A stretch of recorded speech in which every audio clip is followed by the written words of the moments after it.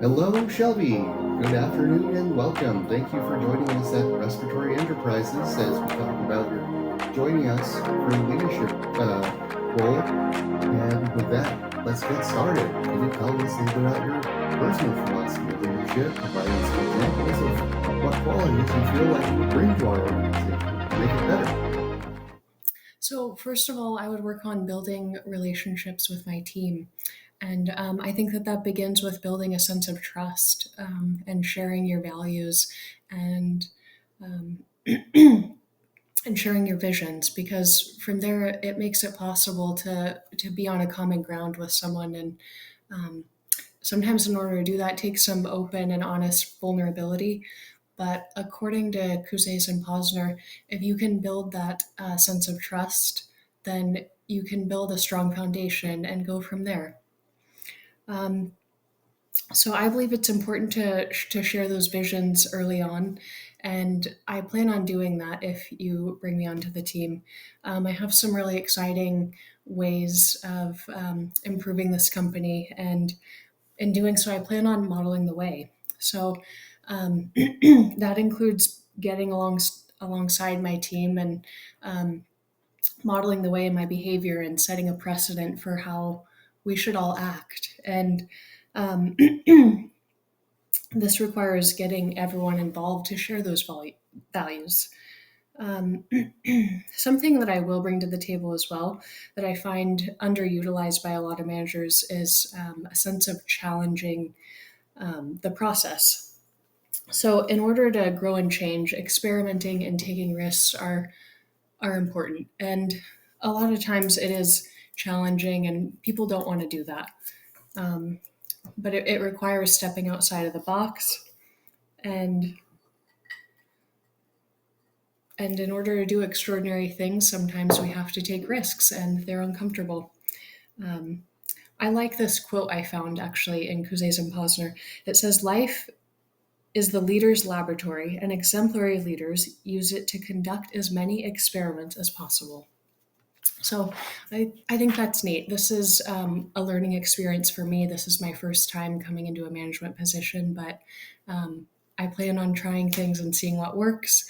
And that brings me to my next point. I plan on giving autonomy to the team, and I think that this enables people to act. And I understand that people don't like to be micromanaged, and nobody really performs well um, under people that are doing that. So, um, in order for people to trust and accomplish that vision, they need space to do it. So I plan on supporting them and giving them the space they need to do that.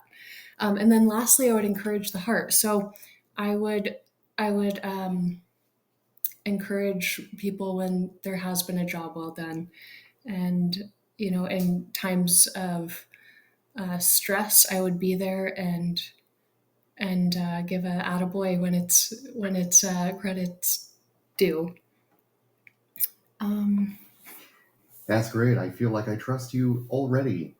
So, one of your duties in leadership is to look for new people to join our team. How do you feel like you would do that when you're looking for a new hire? so yeah, in the hiring process, I think one of the most important things to keep in mind is that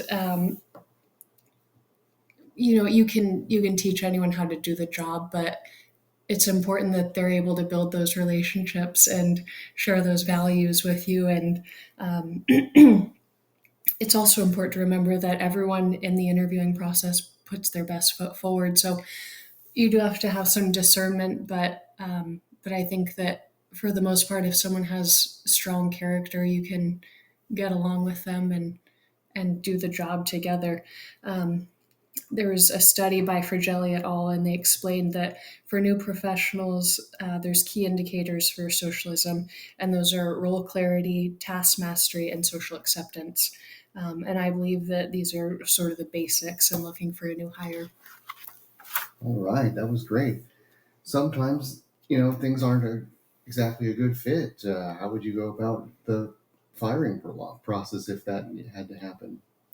Yeah, so this would not be a fun thing, but yeah, I understand that it isn't always a good match, and as a manager, you have to be the one to make the call on that. So I'd probably get somebody in a private room, and there's a lot of steps leading up to this, of course, and um, I think the most important thing is to remain respectful and provide the documentation leading up to the events that made this decision. Um, I would want to allow for any questions they would have and be open and receptive. And like I said, just remain respectful. Um, and these are all recommendations from Harvard Business Review. Very nice, very nice. How do you plan to motivate our current employees under your supervision? So yeah, this is something I think that I do well, and that's sharing my vision and just for the future, being excited about what we have to move forward. Is something to look forward to.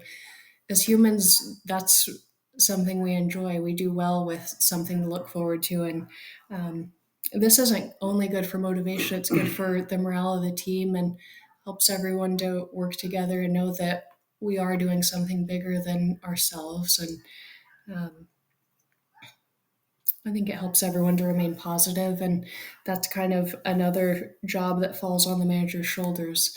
So sometimes morale is down and we're not doing well, but it's important to remind them that this is all part of it, and it's always a chance to learn and grow, and we can do it. Doing great. I like that. One more question. What are your greatest weaknesses as a manager?